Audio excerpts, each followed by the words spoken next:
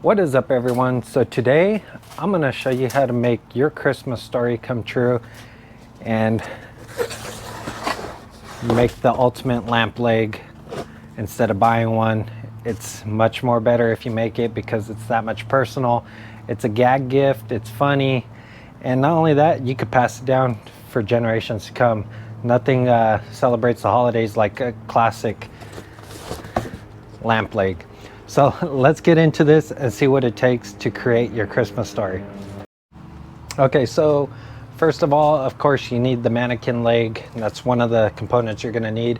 You could pick up on Amazon pretty cheap. They're weighted and everything. You could get the size that you want. They're like 40 bucks, okay? Next thing you need is a stocking, okay?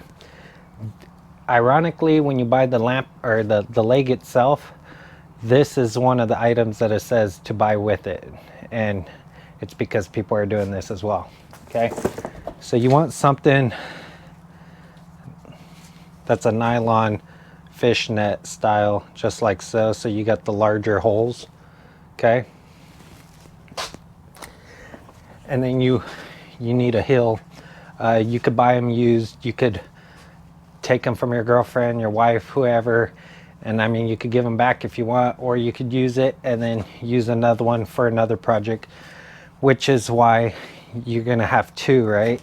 So another project, DIY project, that I'll show you what to do with the other one is make a ring holder out of it. So if you buy brand new heels, you know, that you could get these pretty cheap on online stores and stuff. So these are, I think, a 4.5 inch or 5 inch heel stiletto. You want to make sure it's a stiletto style heel at this angle, because that's the way the mannequin leg is shaped. But what you do is you take one of these and then you buy some ring foam, which is this stuff here. So you got all these little cutouts in the foam, okay? And then you got a nice fabric side here, and you could see the cutouts, okay? And the nice thing about this is you take this, you cut it to shape, you could put it in here as a pillow, and your girl could put her rings or her necklaces in there and put it on her vanity or wherever she has for her makeup stuff. So your secondary one could be also included as a present. I'll show you how to make that as well, so stay tuned for that video. Okay, and then you could get any color you want, so it doesn't have to be limited to that color. You could get something like this if you want it a little bit more popping. Like I said, these are about a 5 inch heel, 4.5. I don't know too much about heels, but these are a size 7. I think the mannequin will take 7, 7.5. Some people said down to about a 6. So we'll see how these fit on that mannequin leg and then start preparing the whole setup. Okay, so this is the size 7 heel. It does have a little bit of room in the back, of course. And as you can see, the angle's kind of still wrong. As you can see, there's some movement. So the more angle, the better, because that's the way these are designed. As you can see, this foot is basically almost vertically positioned. So you might even have to heat some of this up if you don't have something this steep, and melt it back so that way you can bring it back and fit the heel a little bit better with the heat gun. So what you're gonna need to purchase is this lamp kit. It basically comes with the on and off, the socket. It comes with your harp. Your harp's gonna be dictated by how big you want your lamp shade to be, because that's gonna be the height of the lamp shade. And when doing that, your lamp shade should ride around right here. In traditional lamps, it rides a little bit higher, but for this instance, you want to ride it a little bit lower because you don't really want to see all that other stuff. And then it comes with your wire kit as well, so your plug to go in the 110 outlet. Okay, it gives you all your sizes and stuff that you need to drill. And then lastly, you need a cap. You don't really need a cap. You could design your own stuff. So as you can see, there's a big hole in there. So you got to plug this in order to run your thing on the top of it. You could fill it up with foam, or you could print something like this like I did. I printed this one as a solid to begin with, and basically what this allows me to do is drill holes into the top of this, and then put the harp and the socket into here, run the wire down and out the bottom of the lamp leg. But then I also made this one to do the same thing, but the reason why it has holes is because I wanted to illuminate the actual leg just like the real deal with one bulb, and you don't have to run another bulb inside the leg. Okay, so think about your design and how you're going to execute this. Spray foam that you use for holes and stuff around the house to seal up those, you could use for this to fill it in, the expanding foam, and it'll work well as well. And then you're going to need, of course, a 3/8 bit and maybe another bit.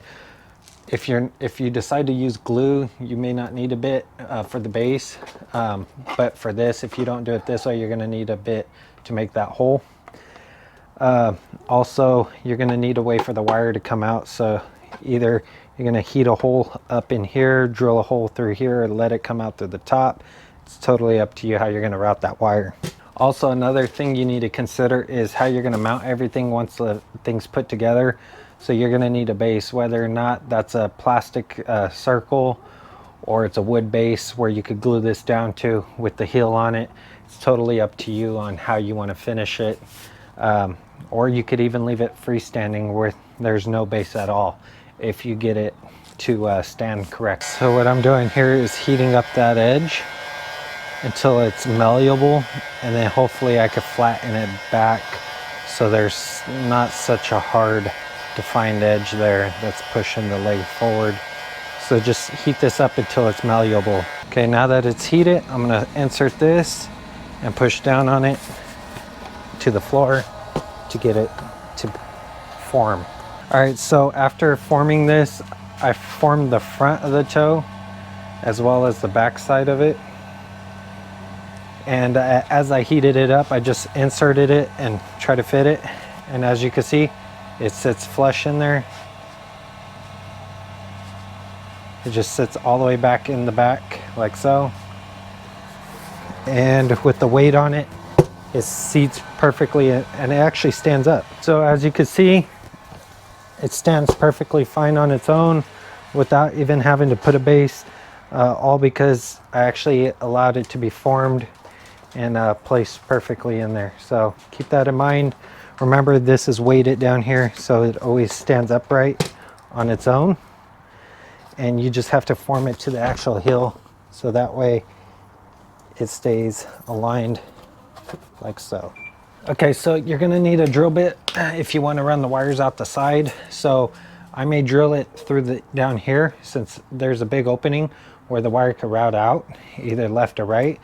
I don't want to put it on one side because then the leg would only be usable facing one direction.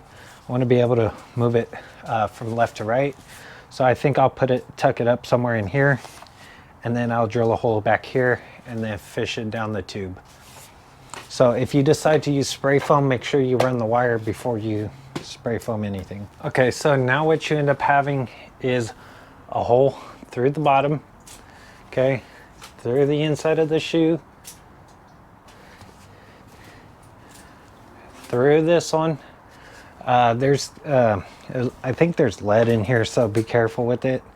And that's to act as a weight. And then you fish up this all the way through the leg until it pops out this side. So one thing you're gonna need is a hanger or something, because right around the ankle, your drill bit's not gonna be long enough, depending on where you put the hole, to go through all the way through this. So I recommend putting it higher if all you got is a drill bit, because around the ankle you have spray foam. And that's to keep the shot from falling out the top. Okay. And then all you do is pull it through both ends, like so.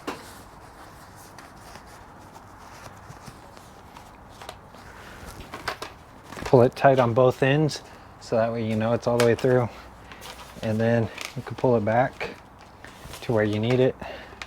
And then now we hook up the terminal, and this is what it looks like. So once you got this socket together, like so, what you need to do is, if you decide to use the harp or not, you could assemble this first, okay? And then you assemble your ring that you created. You assemble one spongy washer, your brass washer, and then your nut here, okay? And then use a 9/16 to tighten it, and position it how you want it first of all, okay? So I'm gonna do it like so, and then I'm gonna tighten it. Remember, the spongy washer is supposed to take the impact of the, once you start crushing it down, so like that. Okay, tighten it down. You have 2 ways to insert the wire. You could insert it through the tube here, or off to the side right here, and there's a grommet. And then don't get rid of that cardboard in there. It's like an insulator. Okay. Then what you need to do is fish the wires through. So I'm going to go through the bottom piece here, fish it up to this.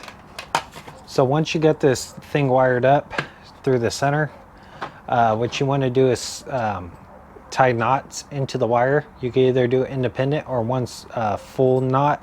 I prefer independent because if one lets go, at least you still have the other one. But if they let go, that means that your wire pulled out, okay? But one thing about a big loop is it'll get loose over time because this is pretty stiff wire, and having to tie this is going to be a little bit of a pain. So I prefer doing 2 smaller loops, okay? Just so that way it's not loose where it allows the wire to flex up and down. So 2 independent ones will eliminate that, or help eliminate it. Okay, so on the socket itself, you're greeted with a gold and a silver, okay? The center here, no matter what color these are, the center is always going to be your hot, and then the outside is going to be your neutral or your ground, okay? When looking at the wire here, you have a large leg here and a small leg here. So the large leg that's flared out at an angle is going to be your ground, and then the one that's straight is going to be your positive, okay? If you look on the side of the wire, it's a little hard to see, but you could feel it. The side with the flared out end is going to have a rib on it, and all you got to do is trace that rib up to the top, and I'll tell you which one's your negative, okay? So this wire here would be my negative, and that one's going to go to the side one, so the gold side, okay? And then the positive is going to go to the silver side. All right, so here's your isolator cup. So basically it prevents any of these live wires or this live wire from touching the edge, you getting shocked. So make sure you have your cardboard in there, and it's crazy because that little piece of cardboard is what's going to save your butt. And then make sure everything's tightened, okay? And then what you do is you align this and this edge up with the on and off part of it, and then you just push down on it until it clips. So once it clicks, it's locked in, and now you got a functioning setup here, okay? Make sure it's perpendicular to these, so that way it doesn't interfere with your harp, okay? Also, this cup is going to determine what size light you're going to use. So if you want a real tiny light, you want to make sure you get the right cup for it, okay? And then now I'm going to orient this however I need to in order to fit the shape of the leg perfectly, because like I said, it was oblong before I screwed it down. So it appears like that. And then now I just screw these down. You could drill and tap if you want, but this is a lot easier and fast. So I muffed it. If you're at this point in the video, make sure you put the stocking on. So I'm gonna quickly, just magically make the stocking appear. And 1, 2, 3.